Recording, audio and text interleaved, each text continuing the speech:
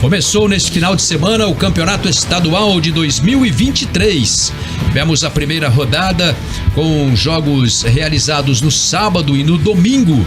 E acompanhamos também, aqui no plantão permanente da Jovem Pan News Curitiba, os jogos do interior. Vamos falar um pouquinho desses jogos e você vai acompanhar. Você que está ligado e você está ligada no YouTube, YouTube/Jovem Pan Grupo RIC, você pode ver também as imagens dos gols dos jogos do interior. A gente já falou aqui dos resultados.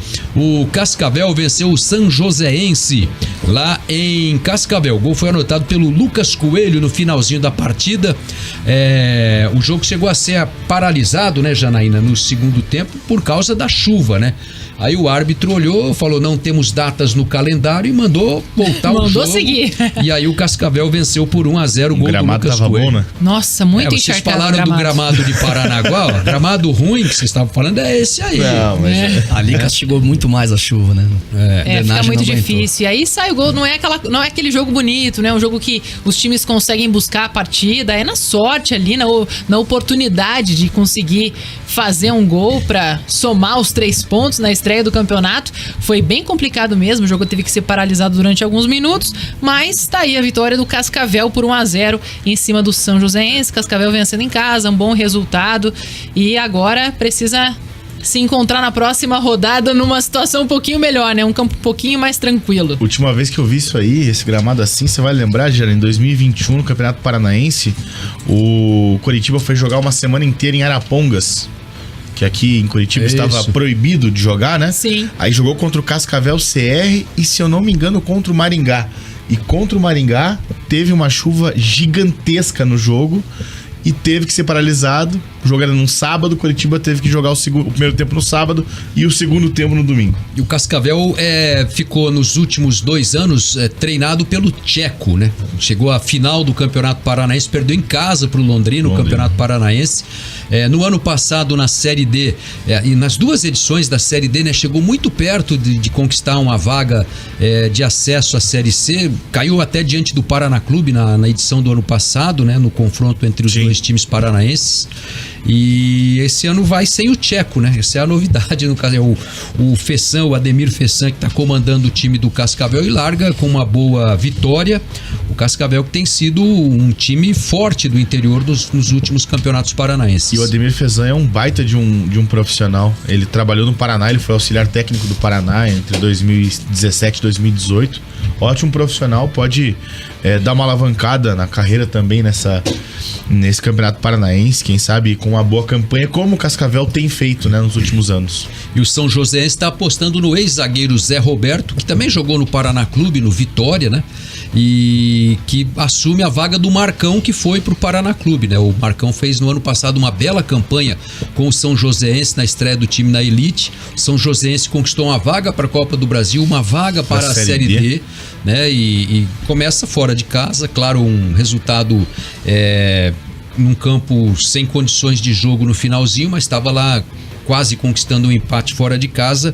É um time que mostra potencial e joga num gramado sintético diferente lá no estádio do Pinhão, né? É sempre difícil para os adversários enfrentarem o São Joséense. Que é um sintético mesmo, né? O Cascavel na próxima rodada tem o Londrina fora de casa e o São Joséense joga na quarta-feira às 3h30 contra o Cianorte, lá em São José dos Pinhais, lá no estádio do Pinhão. 3h30 porque não tem iluminação, né? No estádio. E o Cascavel joga no estádio do Café, né? O Alisson Rodrigues mandou inclusive pra gente aqui, é uma pena esses campos terem pouco investimento, mas no Campeonato Paranaense a gente vê bastante isso, né? Essa dificuldade com essa questão estrutural mesmo dos estádios, como você falou, da iluminação, que às vezes não tem, aí o jogo precisa ser mais cedo, ou mesmo em condições assim, que chove demais e o campo não consegue suportar, né? Não consegue drenar toda essa água, e aí, claro, fica um jogo que não é justo muitas vezes, né? Porque não depende só da qualidade técnica dos jogadores. Infelizmente, o Campeonato Paranaense é um campeonato que não dá lucro nenhum para os times. Não vou nem dizer Coritiba e Atlético, que não dá mesmo lucro, né? Só dá despesa. Mas até para os times do interior, né? Vai depender sempre da campanha, vai depender sempre do torcedor abraçar o time para que venha o dinheiro dos ingressos. Porque não tem dinheiro de transmissão de televisão, não tem dinheiro de apoio da Federação Paranaense, então é bem complicado.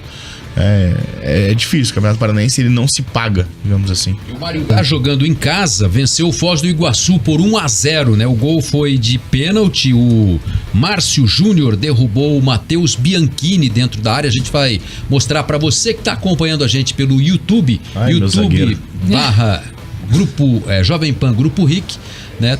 Tem a imagem aí do gol do Maringá, o Alemão foi o artilheiro do Maringá no ano passado. Sim, né? O Maringá manteve o grupo sob seu controle, né? Assim, fez acordo com os jogadores para todos eles, a maioria para voltar nessa temporada de 2023, porque o Maringá foi vice-campeão paranaense, mas ficou sem calendário no ano passado.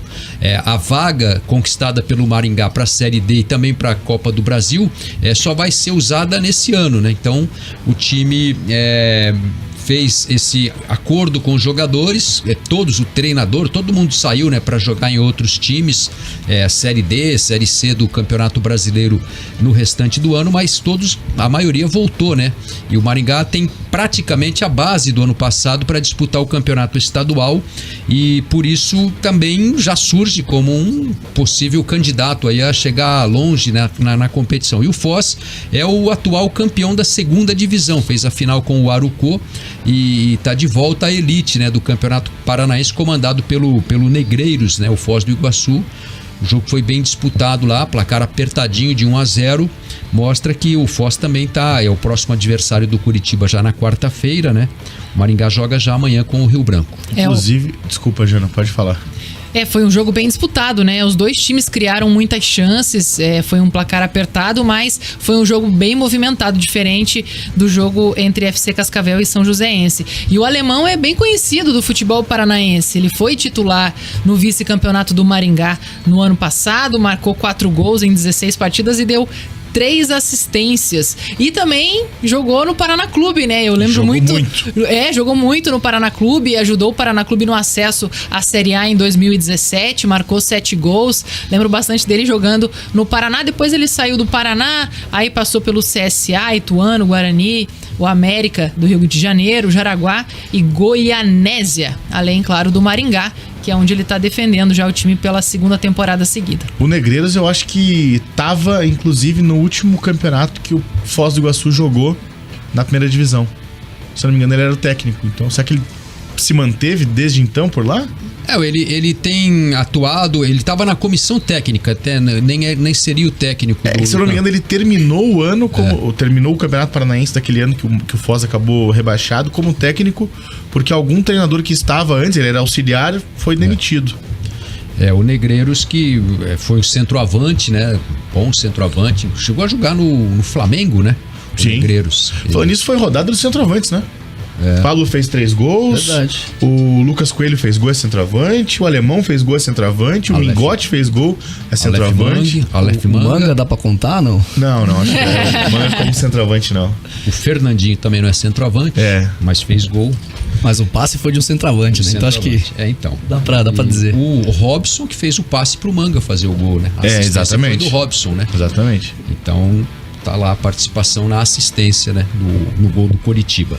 Bem, vamos falar agora um pouquinho do jogo do Londrina lá em Londrina. O Londrina recebeu o Azures treinado pelo Tcheco, o Londrina treinado pelo Edinho, que é o filho do Rei Pelé. A gente vai começar mostrando os gols, né? O Wellison de falta, contando com um desvio ali no cara que estava do lado da barreira, né? Não estava nem na barreira para complicar a vida do goleiro. E nos acréscimos, o golaço do Garratti, né? Um chute de rara felicidade, dominando fora da área, acertando no ângulo. O goleiro já estava fora do gol porque ele saiu ali para cortar o cruzamento na grande área.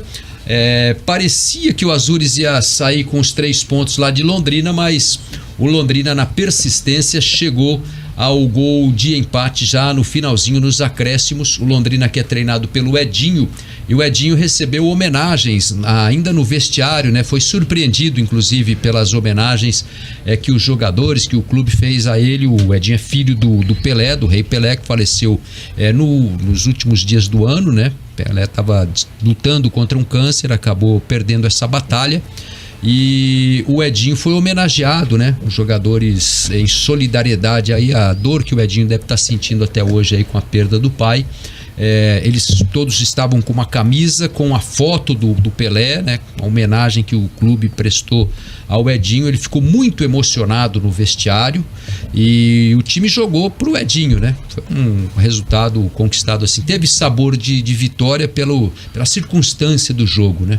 Foi bem no finalzinho, né? Foi bem no finalzinho. Foi. 48. Aos 48. Que golaço, né? É difícil achar um chute desse, né, Jana? Nossa, foi bem bonito o gol mesmo, merecido, né? O empate, jogando em casa ali, tem aquele sabor de vitória justamente pelo contexto, né? Da partida. O Londrina estava perdendo até então pro Azures, então consegue um pontinho e a gente viu ali, inclusive durante o começo do jogo em que os jogadores entraram com a camisa escrito Pelé Eterno, né? O Edinho muito emocionado, eu acredito que para ele que tem essa ligação familiar, além de nós, né, que somos fãs, né, do Pelé Eterno, porque ele continuará sendo, né, nossa grande referência no futebol, com certeza foi um momento muito tocante, então, muito legal mesmo. Um outro jogo que foi um outro jogo que teve um golaço muito bonito, né, não foi no Campeonato Paranaense, mas eu acho que vale citar, foi o gol do Audax, né, contra o Botafogo, um golaço do Igor Leite, inclusive ele já passou pelo futebol paranaense. A gente tá vendo aí, ó, que você que tá acompanhando pelo YouTube as imagens que a gente falou da camisa, né, especial que os jogadores entraram em homenagem ao Pelé. Aquela imagem do soco no ar, né, que consagrou o Pelé, assim, a imagem marcante da vida do Pelé, né, porque cada gol que ele fazia, ele dava um soco no ar, assim, né, e essa imagem inclusive a estátua que tem do Pelé lá na Vila Belmiro é essa imagem, né. A camisa ficou muito bonita. Ficou mesmo. Muito bonita. Essas imagens são do Londrina mesmo, né? O clube fez uma divulgação nas redes sociais logo depois da partida. E aí mostrando, né, um resuminho, né, de como foi esse momento, né? Em que teve, claro, um minuto de silêncio, como teve em todos os estaduais aí pelo Brasil, antes das partidas, mas também com essa homenagem especial. Nossa, achei sensacional o Londrina jogar com essa camisa ainda. Foi bem legal mesmo. Não foi só uma camisa pra entrar em campo, né? Foi aquela camisa que jogou. Né? E isso eu achei sensacional. Traz um sentido ainda mais forte, né? Imagina o jogador que disputou essa partida, aí chega o adversário e fala assim: vamos trocar a camisa. Como é que vai trocar essa camisa? A não ser que o Londrina tenha dado uma pra cada tempo, né? Que alguns times ainda fazem isso. Não sei se o Londrina faz, né? Então daí dá pra dar um e ficar com uma de lembrança, né? Pra poder trocar com o adversário. Mas Londrina e Azures são dois times. O Edinho e o Tcheco têm desafios de manter as boas campanhas dos últimos anos de Londrina e Azures. Né? O Londrina, na Série B, talvez a mais pesada da história no ano passado, no Brasileiro, brigou para subir até a reta final do campeonato. Depois acabou perdendo um pouco de força. E o Azures, com uma ótima campanha na Copa do Brasil do ano passado também, tentando voltar à Série D também. Eliminou o Bahia, né? Foi eliminado pelo Bahia nos pênaltis, né? Tirou a Ponte Preta. Tirou a Ponte Preta, exatamente. Né? Então, a grande surpresa, né, da Copa do Brasil passada. Tirou a Ponte naquela fase de jogo único, né? Sim. Lá em Pato Branco, né? O Azures tinha que ganhar o jogo. Acho que era na fase que tinha que ganhar o jogo, né? Porque o empate beneficiava o visitante. É isso mesmo. A Ponte reclama até hoje lá do gol, que seria impedimento, aquela coisa. Gol do Salazar. Lembra dele? Salazar, zagueiro, que atuou no Paraná, no Rio Branco. 3,85 m de altura, o Salazar. Né? O Salazar tem 2,5 m, se eu não me engano. Ele é muito alto. O Azures, na segunda rodada, vai também jogar fora de casa, enfrenta o Operário em Ponta Grossa e o Londrina vai receber o Cascavel. O outro jogo foi justamente Operário e Cianorte. O jogo foi no Germano Krieger, em Ponta Grossa. A gente vai mostrar para quem está acompanhando pelo YouTube, né? YouTube/Jovem Pan Grupo RIC e também pelo Facebook da Jovem Pan News, os gols aí da partida. O Vinícius Mingotti fez o primeiro e o Jean Carlos fez o segundo gol da equipe do Operário. O Mingotti, até a Janaína a gente estava conversando em off, ele fez o primeiro gol como profissional pelo Atlético contra o Operário. Contra o Operário. Em 2020, vitória do Atlético por 3-1, ele marcou o gol dele justamente contra o Operário, né? Curiosidades aí, coincidências. E ontem na estreia ele retribuiu, né, essa homenagem aí. Já fez um gol dele, pelo Operário. Gol e assistência, né? Gol e assistência. O Giancarlo é dele também, o cruzamento rasteiro é dele. O Rafael Lucas jogar, né? Ele que foi destaque também na Série C, né? Do ano passado, na conquista da Série C. Marcou 6 gols em 13 partidas jogando pelo Mirassol futebol. Inclusive, o título do torneio veio com um gol marcado pelo Mingote na vitória por 2-0 contra o ABC. Foi um jogador bem decisivo aí que com certeza vai acrescentar também ao Operário nessa disputa pelo título. Agora, só uma situação, acho muito estranho o regulamento, não, a tabela do Campeonato Paranaense, que tem times que jogam 2 fora de primeira, cara, assim, né? O Azures é um deles, o Atlético é outro. Eu acho, pra mim, isso é um absurdo. Foi meio mal desenhado, né? E tem times que terminam o campeonato jogando 2 fora. Aham. Pra mim isso não existe, né? Porque... É a reta final, decisiva, né? Você tem que ter a presença da torcida ali. Exatamente. A tabela devia contemplar um jogo em casa, um jogo fora. Um jogo em casa, um jogo fora, né? Porque assim, tem metade dos times, 6 times jogam 6 partidas em casa e 5 fora. E os de pior campanha no ranking do ano passado jogam 5 fora, 5 em casa e 6 fora, né? E os 2 estreantes também jogam 5 em casa e 6 fora, né? Os times que vieram da Série B. Né? O Londrina e o Operário vão jogar as 2 primeiras em casa, né? Jogaram já na estreia em casa e na segunda rodada também mandam seus jogos. O Atlético tá jogando 2 fora, o Cianorte tá jogando 2 fora, o Azures tá jogando 2 fora. O Londrina jogando 2 em casa, o Operário jogando 2 em casa. Exato. E o Maringá também, são 3. Maringá também tá jogando 2 em casa. Então a tabela podia ser... Mas aí entra o seguinte, né? Os clubes fazem uma reunião arbitral. E o arbitral é o lugar de discutir esse tipo de assunto, né? Aí os clubes não discutem, não pensam nisso, não discutem esse problema lá no arbitral, aí sai a tabela e eles vão reclamar depois, né? Então, o arbitral é justamente, você teve um campeonato no ano anterior, você pega lá tudo que foi de ruim, que você acha que tem que mudar, você tem que levar para o arbitral, sugerir para a federação, botar a pauta em discussão entre todos os clubes e sempre é feito por votação, a maioria sempre decide o que vai mudar e o que não vai mudar, mas os clubes esquecem disso, né? Os dirigentes, eles vão pro arbitral só para se encontrar lá e exatamente. Tal. E depois chega, quando os problemas começam a aparecer no campeonato, aí vão reclamar. Aí reclama, daí não dá para mudar. Da entrevista reclamando, falando da federação e não sei o quê. Aí não dá para mudar, entende? Reclama da fórmula, reclama que tem que jogar a segunda fora de casa, porque não sei o quê. Você vai ver, Linhares, logo vai sair algum estudo de quantos quilômetros cada time vai fazer. Ano passado, por exemplo, teve o Atlético, se eu não me engano, jogou 5 partidas ou 6 seguidas em Curitiba. Jogou contra o Curitiba, jogou contra o Paraná, jogou algumas em casa, sabe? Daí tinha lá no estudo, o Atlético viajou 800 quilômetros, enquanto o Azures viajou 12 mil quilômetros. Mas, Dal, que a gente vai ter algo parecido nesse Paranaense, porque agora o Atlético vai ter o jogo contra o Arucó, né, no meio de semana fora lá em Maringá. Depois o Atlético pega Maringá em casa, pega Foz em casa, joga contra o São Joséense no Pinhão, que é grande, que é a região metropolitana de Curitiba, então super pertinho. 3. Aí pega o Azures em casa. 4. 7ª rodada faz o clássico Atletiba em casa. Também. São 5 jogos sem ter uma viagem longa. Então, e aí vai a Cianorte enfrentar o Cianorte. Olha o erro disso. Em 5 rodadas o Atlético joga 4 em casa. Por que o Atlético começa 2 fora pra jogar depois 5 em Curitiba? Por que não mescla isso? 5 em Curitiba não, 1 em São José dos Pinhais. Perdão. E com um time que 5 na grande Curitiba. 5 na grande Curitiba. E com um time que tem um elenco com muitas opções. Tanto é que o Atlético deve girar já o time já na próxima rodada. Ia trazer até isso aí mais pra frente. Então é desigual com os times do interior, né? Então, por que não podia fazer? Beleza, jogou contra o Rio Branco fora de casa? Tá bom, agora joga em casa. E São José dos Pinhais tem uma vantagem, dá pra ir de avião, né? Pega um avião ali no Bacaxiri e aterrissa no Afonso Pena, né? Dá pra fazer uma viagem de avião aí, né? Jovem Pan News vai de avião pro jogo em São José dos Pinhais, então é isso, Linhares? Ainda tem essa almoça vantagem na Avenida das Torres ali. Almoça na Avenida das Torres. Por exemplo, se ir de ônibus pra Foz do Iguaçu, dá pra você ir em São José dos Pinhais de avião. De avião, Nossa, de ônibus pra Foz do Iguaçu é puxado, né?